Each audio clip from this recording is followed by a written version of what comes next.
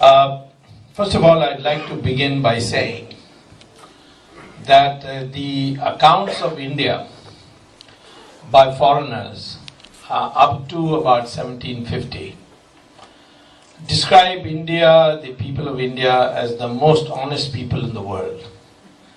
Mark Twain, who came much later, he also said that he was amazed to see that Indians don't lock their houses. The Chinese travelers who came, Buddhists like Fasian and Yuan Shuang, they also went into raptures about, not only about the wealth of India, the progress of India, etc., but they also say that these are very truthful, honest people. Because today we are, all of us, when we sit privately, we say we Indians are all corrupt, everybody is corrupt, nobody is, all politicians are corrupt, all doctors are corrupt, all lawyers are corrupt, all NRIs are corrupt.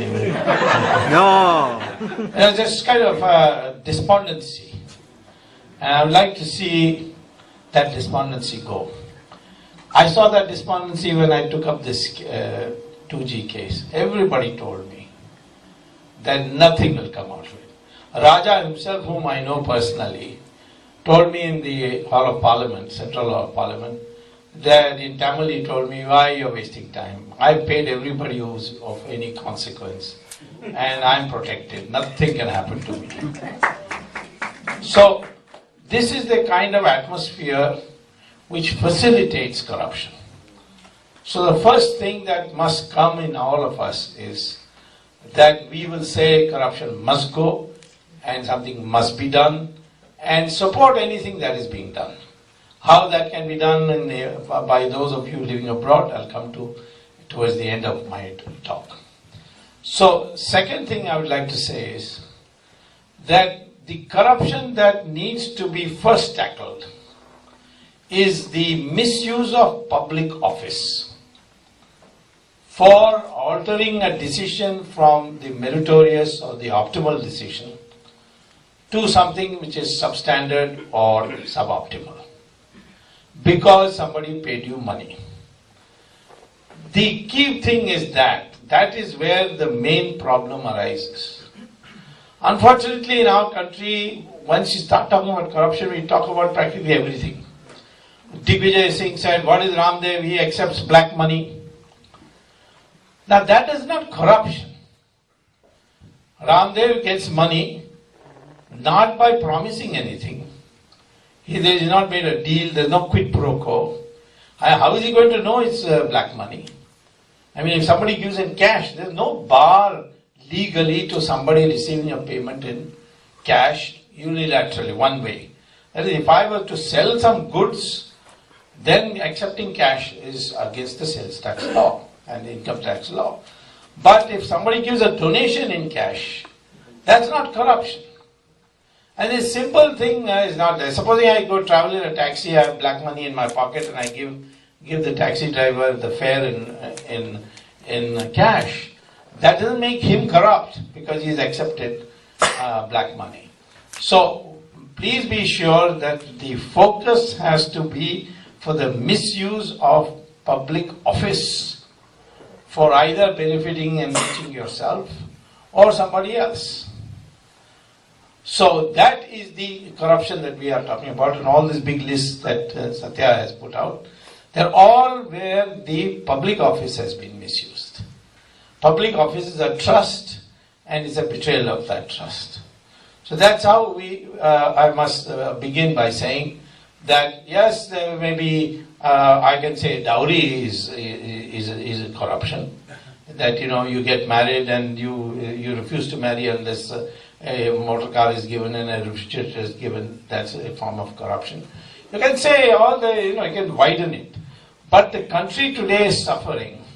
The dimensions of economic system are suffering because of this. Second thing I would like to say is that, in this regard, is that the impact of corruption is not that some corrupt person or some criminal has given cash to a minister and the minister has become rich and a bad decision is taken. It has multivarious effects. and it is ultimately weakening your country. What are those dimensions of corruption? First and foremost is that corruption, of course, suboptimizes the decision, and therefore the country's resources do not get the rate of return that they should by choosing the best project. If I have a tender, put out a tender for a road construction, and I tell the man that I will give you this tender, provided you give me so many crores of rupees for this project, he will say, I'm not going to even earn lakhs. Where am I going to get this? Going to get these crores? So what does he do ultimately to get the tender? He then, in the tender, he says that the tender is said that the quality of the road should be such, the quality of the bitumen used should be so, and all that. He does not carry out that. He then puts substandard material. So one rainfall, the road is finished. Whereas we build very good roads in India. Indians can build very good roads. We build them abroad, of course. We build them in Malaysia. We build them in Nigeria. In fact, George Bush complimented Saddam Hussein, saying that, well, whatever else I may say, but the road from Basra to Baghdad, where the American tanks went with great speed, was so good. He said, at least he built good roads. But I found out it is not Saddam who built it, but he gave the contract to India, and we had built that road from Basra to Baghdad. So we are doing extremely well where the performance is based on merit. And therefore, this is the way where our substandard products affect us. By this corruption, adulteration, they put all kinds of very harmful material into the... These are the areas by which the country suffer. Second, when the money, corruption takes place, money changes hands, and it changes hands in cash. It can't be in check, because check can be traced. So that cash, where does it go? Part of it goes abroad. So I'll talk about that next. But first I will talk about the part that remains in India. What is it used for? It is primarily used for three things. I mean, in a harmful way. First and foremost, people, when they get a whole lot of cash, and now it's, the numbers are mind-boggling. In fact, this telecom scam, the first question somebody asked me is, how many zeros does it have? The Supreme Court judge. And I counted it and said 11 zeros are there. And certainly, this is something which is mind-boggling, this kind of thing. But it's not the only scam that is running into billions of dollars. It's many other. There's a coal scam. There is now a gas scam. And there are so many other scams which are there. And we therefore must know that these large amounts, they are huge. And this huge amount, some of it is used to put air conditioners in every room. Even in the bathroom, they are now putting air conditioners. Because you got that kind of money. You buy 5-6 cars, so on. And you build a palatial house. You go off to Switzerland for trips. Summer vacations, you go to 5-star hotels for dinners regularly. What happens is that these luxury goods,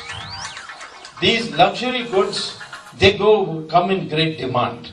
And when they come in great demand, these industries, the rate of return on the investment in these industries starts going up.